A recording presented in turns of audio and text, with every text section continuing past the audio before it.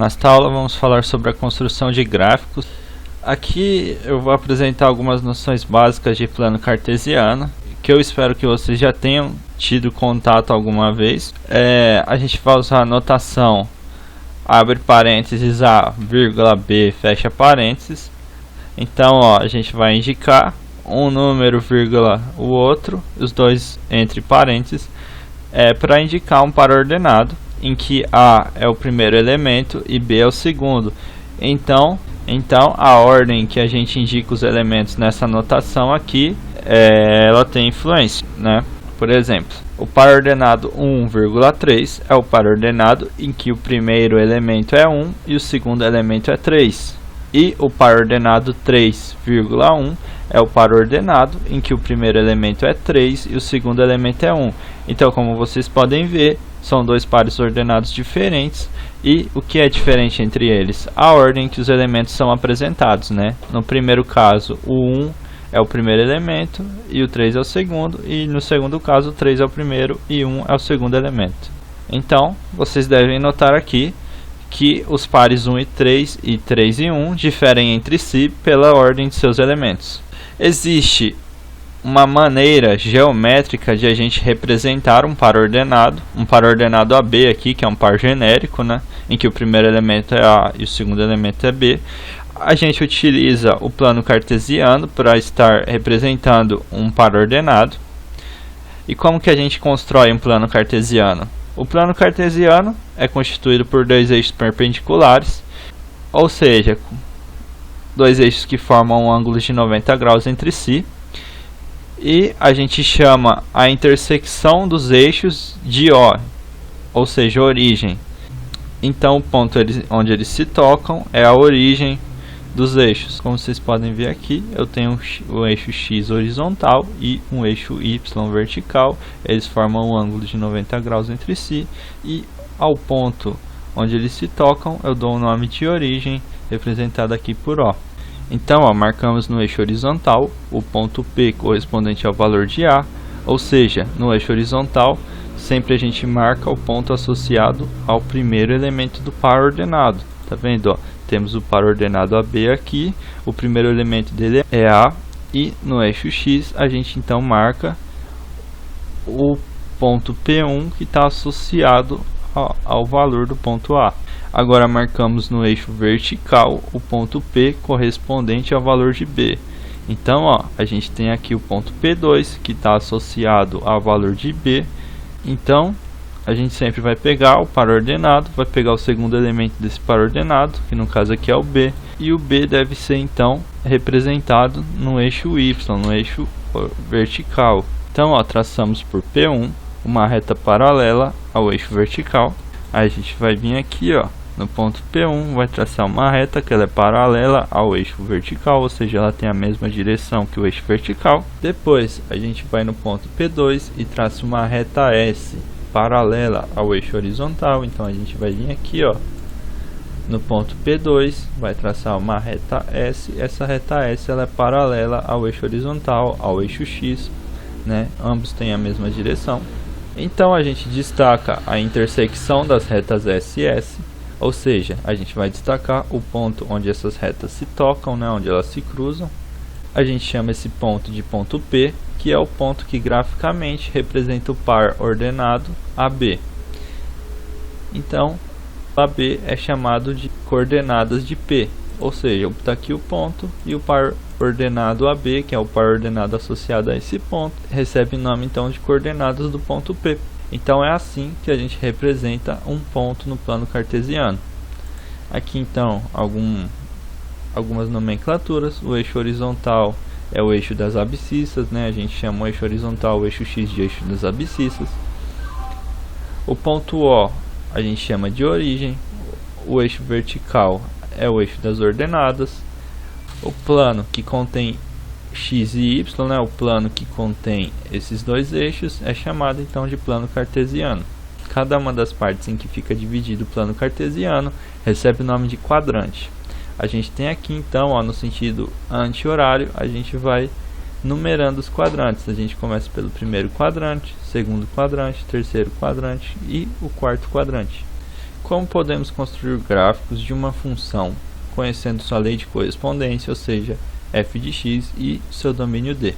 Quando D é finito, ou seja, quando D ele não é um conjunto de tamanho infinito, né? Você sabe quais são os elementos dele. O primeiro passo é construirmos uma tabela na qual aparecem os valores de x e os valores correspondentes de y.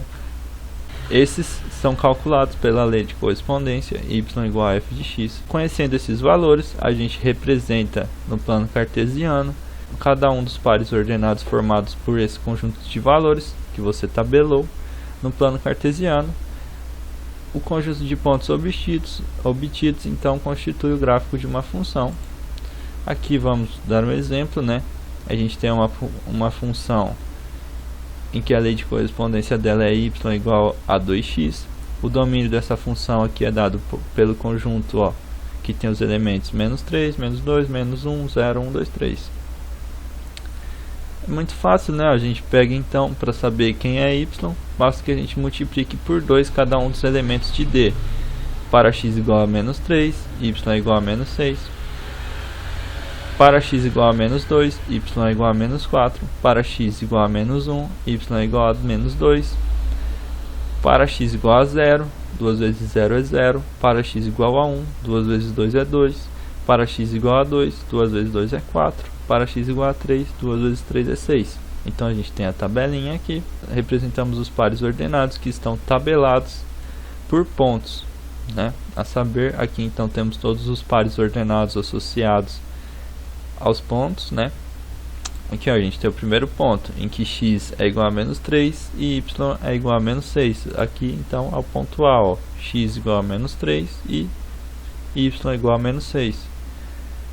Aí depois temos o ponto B, ó, em que x é igual a menos 2 e y é igual a menos 4, como vocês podem estar vendo aqui. Depois temos o ponto C, em que x é igual a menos 1 e y é igual a menos 2, aqui ó, o ponto C. E assim por diante, né, ó, basta a gente olhar a tabela, ver quem é x, quem é y, e então a gente vai ter os pares ordenados que a gente vai estar pegando e representando no plano cartesiano, ó. Então a gente vai vir aqui, vai traçar o plano cartesiano, a gente vai criar uma escala entre aspas, né, ó, que nem a gente vai pegar e vamos supor que cada centímetro na sua folha de papel correspondesse a 1. Então 2 centímetros é 2, 3 centímetros é 3. Então se você tivesse, por exemplo, o ponto F, 2 e 4, aqui ó, a gente sabe que o primeiro elemento vale 2, então a gente conta 1, 2, né, ó. Como vocês podem estar vendo aqui, ó, tá aqui o ponto F, esse pontinho aqui, ó. A gente conta 1, 2, né, que é em x, e depois, ó, F, no ponto F, x é igual a 2, y é igual a 4, a gente vem no ponto y, conta 1, 2, 3, 4, tá aqui, ó, onde as retas paralelas aos eixos, partindo dos valores de x e y, se tocariam. Então aqui você teria o seu ponto F, e a gente procede de modo análogo aqui para os outros pontos também, como no caso do ponto G, ó. O ponto G possui x igual a 3 e y igual a 6, então a gente vem em x, conta 1, 2, 3, traça uma reta paralela ao eixo vertical, depois vem aqui, ó, y igual a 6, então a gente vai contar 1, 2, 3, 4, 5, 6, aí traça uma reta paralela ao eixo horizontal, e onde essas retas se tocam é o nosso ponto G. Agora vamos analisar o gráfico da função quando o domínio dela se dá pelo intervalo que vai de menos 4 a 4. Os elementos não são dados mais por números inteiros, como a gente tem aqui no primeiro exemplo. Aqui a gente tem um intervalo real. Então essa função, o gráfico dela vai ser uma reta e não só um conjunto de pontos, como a gente tem aqui, ó. Esse intervalo é um intervalo real e não inclui só os números inteiros, inclui também os números irracionais e os racionais. Por exemplo, menos 1/2 estaria dentro desse intervalo, menos raiz quadrada de 2 também estaria dentro desse intervalo. Então aqui ele é um conjunto contínuo de pontos. E como que a gente procede nesse caso? A gente acha os valores nos extremos desse intervalo, né, ó. Menos 4, a gente sabe que é menos 8. 4, a gente sabe que é 8, né? Basta que a gente pegue aqui menos 4. 2 vezes menos 4 é igual a menos 8. E 2 vezes 4 é igual a 8. Então, para x igual a 4, y é igual a 8. Para x igual a menos 4, y é igual a menos 8. Para x igual a 0, por exemplo, y é igual a 2 vezes 0. 2 vezes 0 é 0 também. Então, a gente tem um ponto aqui na origem. A gente pode pegar e ligar esses três pontos. Aí a gente vai obter, então, uma reta que é o que representa, então, o gráfico dessa função. Ó, que essa reta vai do ponto em que x é igual a 4 e y é igual a menos 8, até o ponto em que x é igual a 4 e y é igual a menos 8. Ou seja, ela é delimitada, não é uma reta que se estende. Na verdade, seria um segmento de reta, né? E não uma reta, porque ele não se estende indefinidamente, né? Ele tem um limite, né? Uma reta ela é infinita, um segmento de reta não. Ela tem extremidades aí bem definidas. Vamos construir o gráfico da função dada por y igual a x ao quadrado menos 4, com domínio real. Para isso, a gente pode escolher alguns pontos, né, que façam com que a gente tenha uma ideia de qual que é o gráfico da função. A gente pode começar por menos 3, menos 2, menos 1, 0, 1, 2 e 3.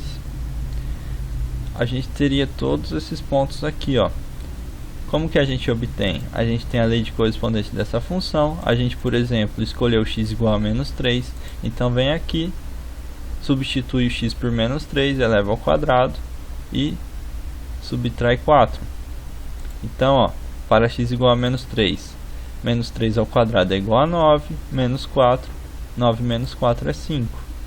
Da mesma forma, para x igual a menos 2, menos 2 ao quadrado é igual a 4, né? Menos que multiplica menos é positivo. 4 menos 4 é 0. Então aqui, ó, y é igual a 0.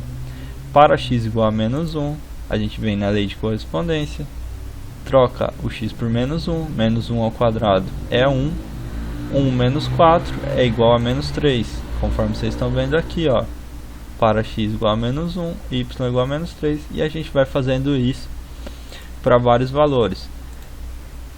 Qual o critério que a gente usa para escolher esses valores? A gente tem que já de antemão tentar imaginar qual vai ser o gráfico dessa função para escolher os pontos que facilitem o desenho dela.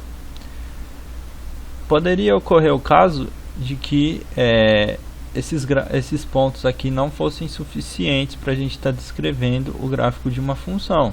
Então a gente teria que aumentar, por exemplo, escolher menos 4, menos 5, menos 6, e aumentando o intervalo de pontos que a gente está considerando até a gente ter uma ideia de qual que é o gráfico da função. E aí, representando os pontos, a gente liga eles e obtém a curva que a gente está interessado. Tá vendo? Eu peguei aqui, representei todos esses pontos que vocês estão vendo aqui para esses valores de x. Basta a gente ir lá na lei de correspondência da função e substituir, fazer as contas, a gente vai obter os valores de y. Representa cada um desses pontos no plano cartesiano e logo depois vai ligando eles. Aí, ó, a gente vai obter uma curva muito parecida com uma parábola. Por que muito parecida? Porque eu não tenho uma precisão muito grande aqui no desenho da minha função.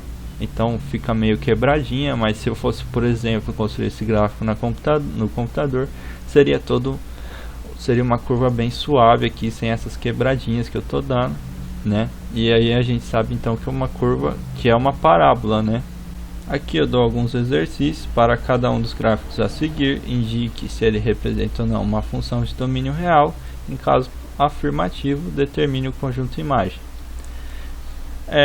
Nos exercícios tem uma coisa que eu ainda não tinha falado para vocês na aula.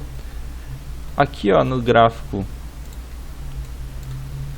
dessa função, ó, aqui no gráfico dessa função, a gente está vendo um ponto representado por bolinha cheia e um ponto representado por uma bolinha vazia. A bolinha vazia indica que esse ponto ele não pertence à função, né? É como se a gente tem essa curva inteirinha aqui, ela pertence à função, aí chegou bem nesse ponto, esse ponto não pertence à função, e quando a bolinha está cheia, esse ponto então ele pertence à função.